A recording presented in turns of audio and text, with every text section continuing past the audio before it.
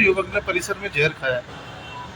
चंदला थाना क्षेत्र अंतर्गत एक मामला है जिसमें पति और पत्नी के बीच में विवाद था। पति की तरफ से आवेदन भी दिया गया था और उस कार्यक्रम में थाने पर दोनों पक्षों को बुलाया गया था और उसी समय थाना परिसर में अभी तक जो तथ्य सामने आए हैं कि थाना परिसर में जो व्यक्ति है उसके द्वारा जहर खाया गया और उसके बाद में जिला अस्पताल लाए जहाँ पर उसे मृत घोषित किया गया है।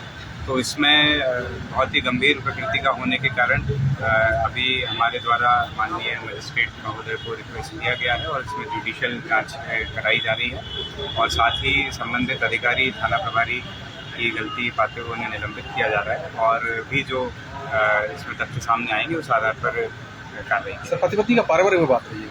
अभी तक जो सामने आए तथ्य कि इनका आपसी मतभेद था जिसके कारण से समझाइश और निपटारा हेतु इन्हें थाने बुलाया गया।